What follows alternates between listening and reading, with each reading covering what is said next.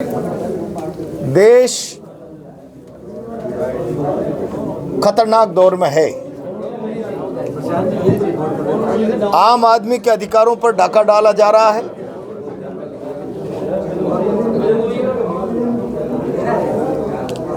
Vote की ताकत जो आम आदमी के पास संविधान द्वारा दी गई सबसे बड़ी ताकत है, सत्ता के भय से उसको भी छीने जाने का प्रयास किया जा रहा है। और इसके लिए पुलिस प्रशासन सारी की सारी शासन तंत्र की प्रशासनिक मशीनरी का उपयोग करना, मैं बहुत जिम्मेदारी से कह रहा हूं कि अगर वोटिंग का अधिकार उसकी ताकत लोगों के हाथ में नहीं बची तो भारत में संविधान का कोई मूल्य नहीं बचेगा। महत्वपूर्ण मुद्दा है। दूसरा, राजस्थान में चारों तरफ अराजकता है, अव्यवस्था है, विकास नाम की कोई चीज नहीं है। राजस्थान त्राइमाम कर रहा है, सरकार बेखबर है। पूरा राजस्थान अतिवृष्टि से पीड़ित है। खास तौर से कोटा और बूंदी जिले के कई गांव में तो करोड़ों रुपए का नुकसान। और भारतीय जनता पार्टी की सरकार के प्रतिनिधि लोगों के बीच में जाकर फोटो खिंचाने के अलावा अब तक कोई राहत प्रदान नहीं कर पाए।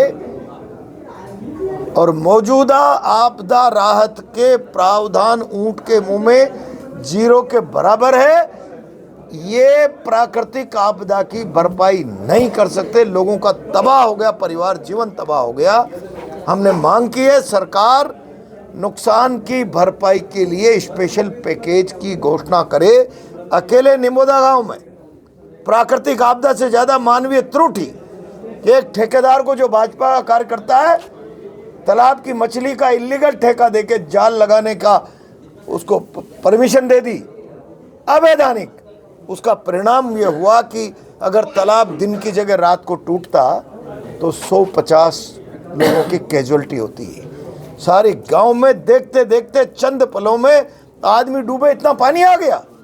दिन का समय था, जान माल तो जान बचा ली, माल नहीं बचा पाए। लोगों के लहसुन, गेहूं, धनिया, चना, सारा गांव सड़ रहा है। जानवर बंदे के बंदे रह गए। कौन जिम्मेदार है इन हालातों का? और इन हालातों में जब राम रूठ जाए तो राज से जनता अपेक्षा करती है। राज नौटंकी कर रहा है, मजाक कर रहा है। इसलिए जब तक स्पेशल पैकेज जारी नहीं करते लोगों को राहत मिल नहीं सकती। स्मार्ट मीटरिंग के नाम पर पूरे देश की बिजली व्यवस्था को निजीकरण की तरफ धकेलने का प्रयास हो रहा है।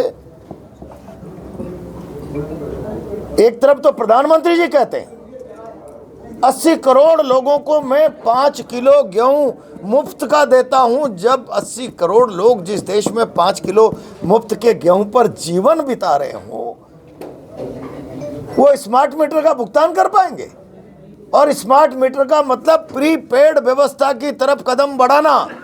रात के 2 बजे लाइट चली गई, सुबह कमाता शाम को खाता है, उससे ये अपेक्षा करोगे कि वो रात को 2 बजे जून की भारी उमस भरी गर्मी में अपने फोन से रिचार्ज कर देगा? ये सारे देश के साथ अन्याय है, अन्याय। इन सारी बातों को लेकर पूरी ताकत से बंद करो ये वोटों पर लूट डकैती। प्रजातंत्र में सरकारें सुरक्षा की गारंटी है, भय का कारण नहीं। भयग्रस्त करके आप मतदाता को अपने मत के अधिकार को बदलने के लिए मजबूर कर दो। तुम्हारी खान बंद कर देंगे, तुम्हारा व्यापार बंद कर देंगे, तुम्हारा तबादला कर देंगे, तुम्हारी मशीनरी जब्त कर देंगे, रोजगार के संसाधनों का सत्यानाश कर देंगे। क्या ये प्रजातंत्र में स्वच्छ परंपरा है?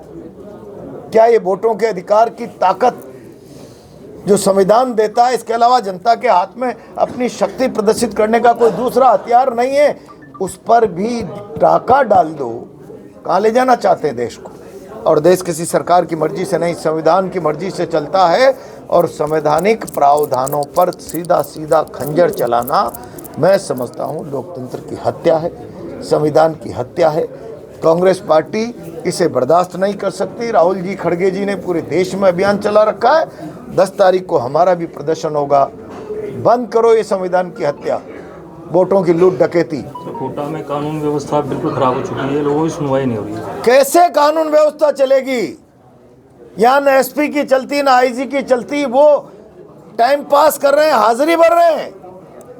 एक प्रमोटी व्यक्ति होदेदार बनकर सारी व्यवस्था को गौण कर रहा है और उसका करैक्टर ये है कि उसके चैम्बर में एक तरफ पुलिस के अधिकारी बैठते हैं, दूसरी तरफ सामने शहर के टॉप क्रिमिनल्स बैठते हैं। क्या संदेश देना चाहते हो? क्या इस तरीके से आप शहर की कानून व्यवस्था मेंटेन कर लोगे? जानबूझकर भाजपाई शासन शहर की नहीं पूरे राजस्थान की कानून व्यवस्था खराब करके अराजक हालात पैदा करना चाहता है। हम भाजपा के शासन की इस मंशा को पूरा नहीं होने देंगे। सड़कों पर ईंट से ईंट बजा देंगे। 10 तारीख प्रातः 11 बजे किशोर सागर तालाब से जुलूस प्रारंभ होगा, कलेक्ट्रेट तक जाएगा। आप मानना, स्टेट नहीं दिल्ली की सरकार के कानों के पर्दे फाड़ देगा हमारा प्रदेश। कितने लोग शामिल होने की संभावना? अब ये तो 10 तारीख को आप अंदाजा लगा के बताना कितने लोग आए हैं, आपको अंदाजा लग जाएगा। ये राजनीतिक दल का प्रदर्शन नहीं, पीड़ित जनता की भागीदारी जब बनेगी ना, भागीदारी तब लगेगा। अत्याचारों की तस्वीर है ये प्रदर्शन दिल्ली और प्रदेश की। इतने लोग आने वाले हैं। मुद्दा रहेगा? मुद्दा बता तो दिया, सारे मुद्दे बता। सारे कौन शामिल होने क्या ऊपर से? अभी हमने प्रदेश अध्यक्ष जी को, नेता प्रतिपक्ष को कहा है। विधानसभा चल रही है, नेता प्रतिपक्ष शायद आवे नहीं। प्रदेश अध्यक्ष जी और किन किन लोगों को आना है, जिला संगठन ने प्रदेश संगठन को लिख दिया है। प्रदेश संगठन अपने हिसाब से